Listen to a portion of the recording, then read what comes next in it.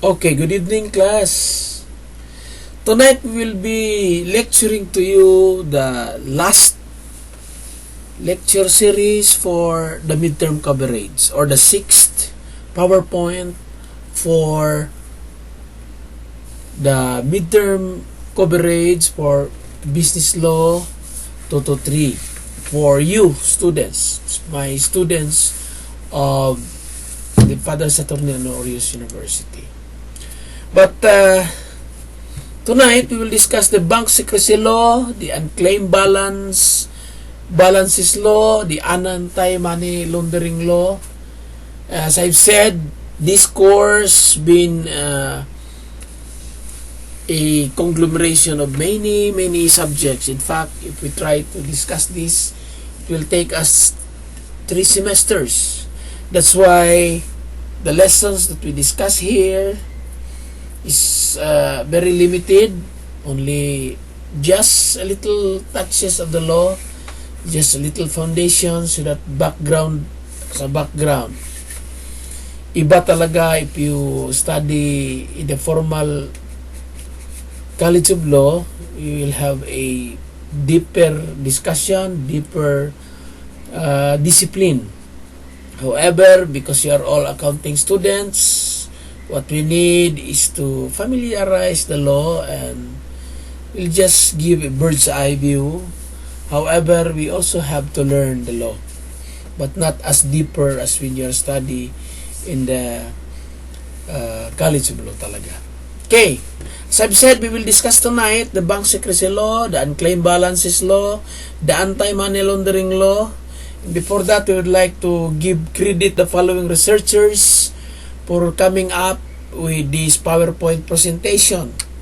We would like to thank Aimilo Sahor, Jean Nicole Tubias, Princess Jean Wahing, Villanueva, and those are the people who have formed the PowerPoint to have helped research this PowerPoint presentation.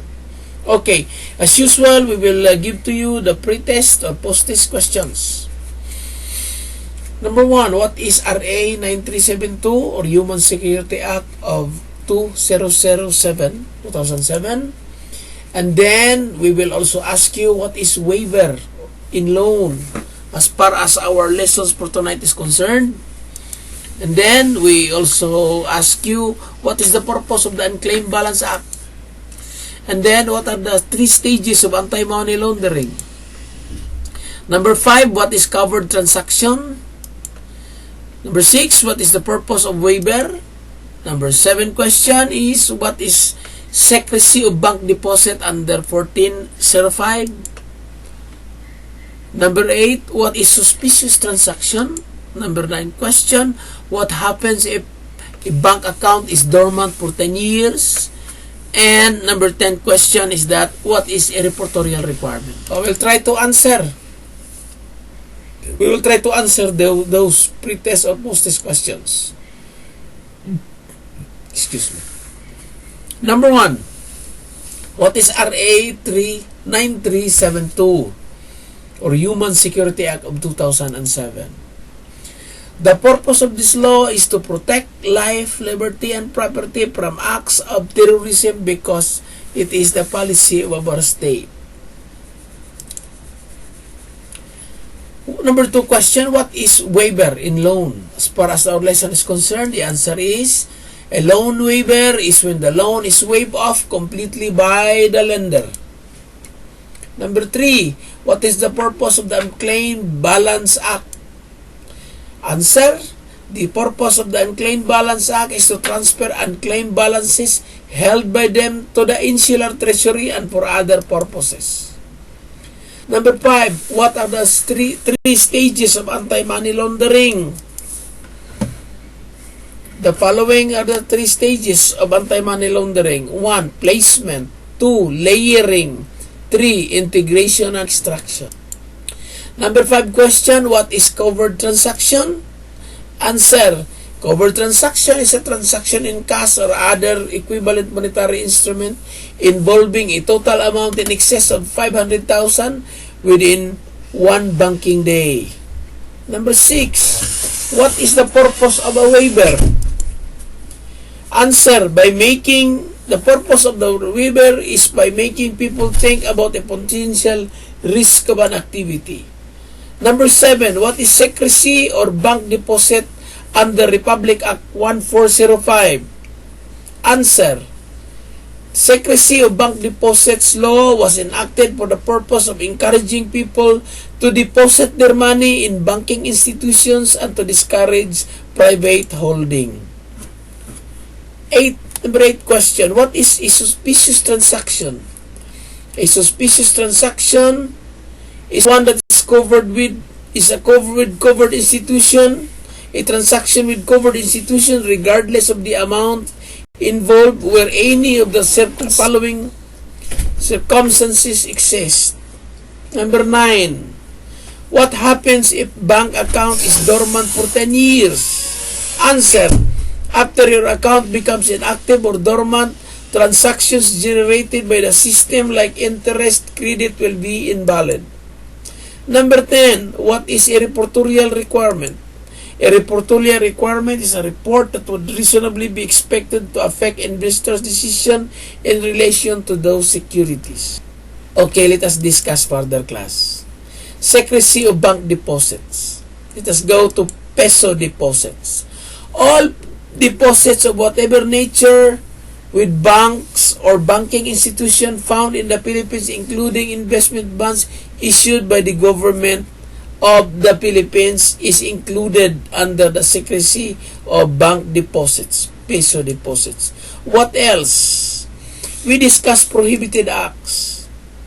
Bank deposits may not be examined by any person, government, official, bureau, or office. Number 2, any official or employee of a banking institution may not disclose to any person. Exception. A bank deposit may be inquired into in the following cases. 1, when there is a written permission of the depositor or investor.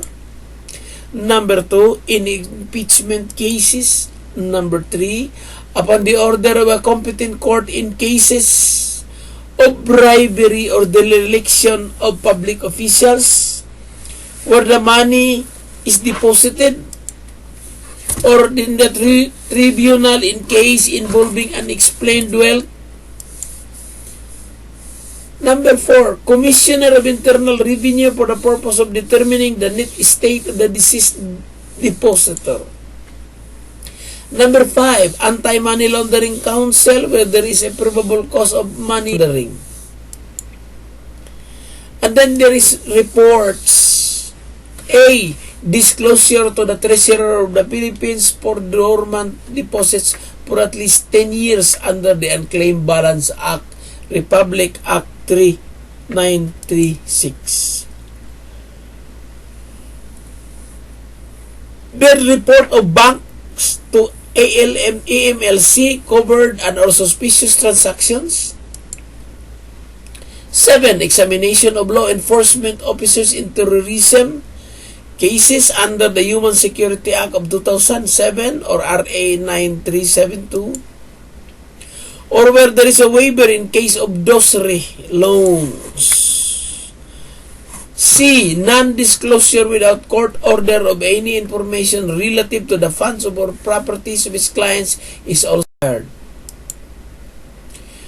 D, one of the exceptions is when there is a written waiver. E, subject matter of litigation. The inquiry into bank deposits allowed under RA 1405 must be premised on the fact that the money deposited in the account is itself the subject of the action. Foreign Currency Deposits or Foreign Currency Deposit Act.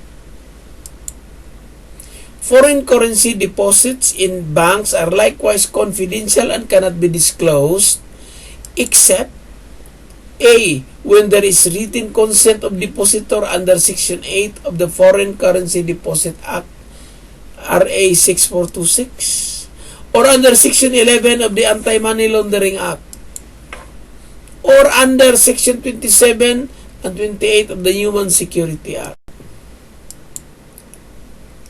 Now let's go to unclaimed balances.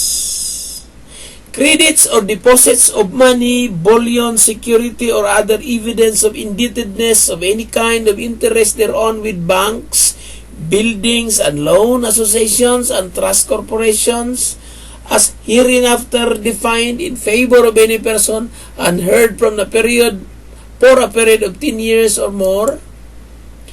A. Deposits have been dormant for a period of 10 years. B. Depositors should be notified of unclaimed funds. Banks must report the existence of such deposits to the Treasurer of the Philippines through an affidavit. And then publication of the list of unclaimed balances is also necessary to protect depositors' interest rights under the procedure. Let's go to anti-money laundering law or AMLA. What is money laundering? A crime committed by a person knowing that any monetary instrument or property represents, involves, or relates to the proceeds of any unlawful activity. 1. Transacts or attempts to transact said money, instrument, or property is also called is already monetary laundering. What else? When you convert, transfer, dispose, or move, acquire, possess, or use this monetary instrument or property, that is still considered to be money laundering. What else? You conceal or disguise the true nature, source, location, disposition, movement, or ownership of or rights with respect to said monetary instrument or property. And number 4, when you attempt or conspire to commit money laundering offenses referred to above, you are a money launderer, or your practice is falling under the meaning of money laundering. What else? When you aid, when you abet, when you assist or counsel the commission of the money laundering offenses related to the above 1, 2, 3. What else? When you, number 6, when you perform or fails to perform any act as a result of which he facilitates the offense of money laundering referred to in paragraphs 1, 2, 3. Number 7, when you committed or those committed by failure to report the anti-money laundering counsel by any covered person knowing that a covered or suspicious transaction is required under the anti-money laundering law to be reported thereto. What else? Covered transactions. What are covered transactions? Covered transactions are transactions in cash or other equivalent monetary instrument involving a total amount in excess of 500,000 pesos within one banking day. What do you understand by suspicious transactions?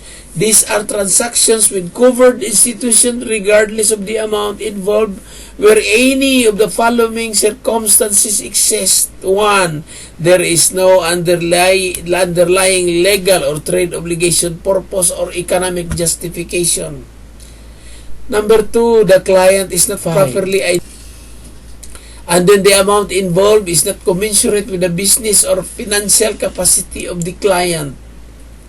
Number 4, considering all known circumstances, it may be perceived that the client's transaction is structured in order to avoid being the subject of reporting requirements under the Act.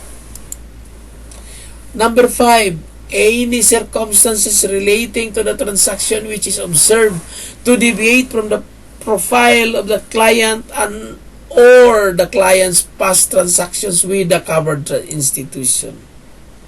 Now, reportorial requirement. The resolution approving the loan shall be entered in the records of the bank, and a copy of the entry shall be transmitted forthwith to the supervising and examination sector of the Bangko Sentral ng BSP.